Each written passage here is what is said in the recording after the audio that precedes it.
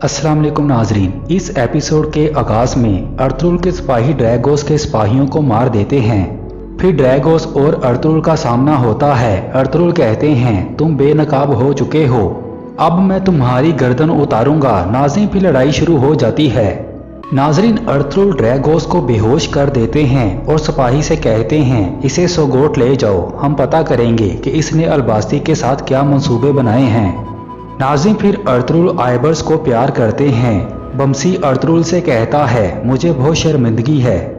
Ertugrul कहते हैं तुम्हें पता है तुम्हारी वजह से हमें क्या कीमत अदा करनी पड़ी है। बमसी कहता है मैंने आपकी बात नहीं मानी, अलबास्ती भी जिंदा है, आप मुझे जो सजा देना चाहते हैं दे सकते हैं।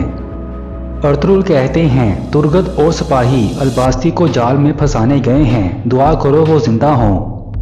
हमें तुम्हारी वजह से देर हो रही है, तुम कबीले जाओ, मैं तुमसे बाद में बात करूंगा।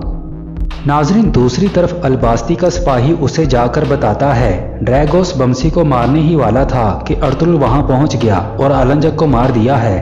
अभी उनकी लड़ाई हो रही थी और मैं यहां आ गया हूं। अलबास्ती कहता है अगर ड्रैगोस जिंदा पकड़ा गया तो हमारे लिए मुश्किलात पैदा कर देगा, चलो कबीले चलते हैं। नाजरीन दूसरी तरफ तुर्गत और सिपाही अलबास्ती के सिपाहियों को खत्म कर देते हैं। उधर ड्रैगोस के कमांडर उसे बचाने के लिए हमले की तैयारी शुरू कर देते हैं और कहते हैं अलबास्ती भी हमारे साथ होगा। नाजरीन दूसरी तरफ तुर्गत अलबास्ती को पकड़ने जाता है मगर वो भाग जाता है। इसी दौरान अर्तुगरुल तुर्गत के पास जाते हैं। तुर्गत कहता है भाई वो भाग गए हैं। अर्तुगरुल कहते हैं जरूर अलबास्ती को पता चल गया है कि आलंजक मर चुका है, ड्रैगोस की मदद से हम अलबास्ती तक पहुंच जाएंगे। नाज़रीन दूसरी तरफ अर्तुगरुल के सिपाही ड्रैगोस को जिंदान में बंद कर देते हैं। उधर बमसी आइबर्स को लेकर कबीले पहुंच जाता है और हाइमा खातून को बताता है कि मैंने आइबर्स को बचाने के लिए अर्तुगरुल भाई की बात नहीं मानी और मुझसे बहुत बड़ी गलती हो गई है। नाज़रीन दूसरी तरफ अलबास्ती का सिपाही उसे बताता है जो सिपाही तुर्गत के पीछे गए थे वो सब मारे गए हैं, एक जख्मी सिपाही बचा है। अलबास्ती कहता है हमने ड्रैगोस को बमसी का बेटा दिया मगर वो एक काम भी नहीं कर सका। नाजरीन इसी दौरान एक सिपाही अलबास्ती को बताता है ड्रैगोस पकड़ा गया है और अर्तुगरुल साहब ने आपको सोगोट बुलाया है।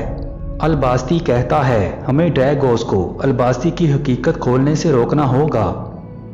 नाजरीन दूसरी तरफ अर्तुगरुल अपने सिपाहियों से कहते हैं ड्रैगोस हमारे लिए फायदेमंद साबित हो सकता है। ड्रैगोस के कमांडर और अलबास्ती उसे बचाने के लिए हम पर हमला कर सकते हैं।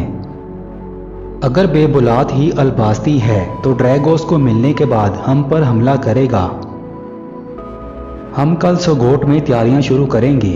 एक ही वार में हम अलबास्ती, ड्रैगोस और लेफे किले को तबाह कर देंगे।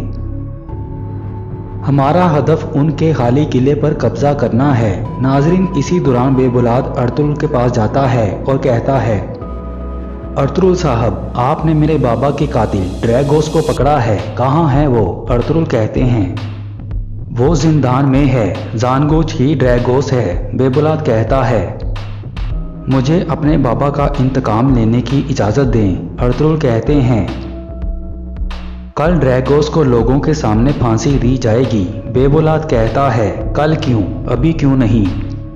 अर्तुगरुल कहते हैं मैं ड्रैगोस से कुछ मालूम करना चाहता हूँ, वो बताएगा कि वो किसके लिए काम करता है।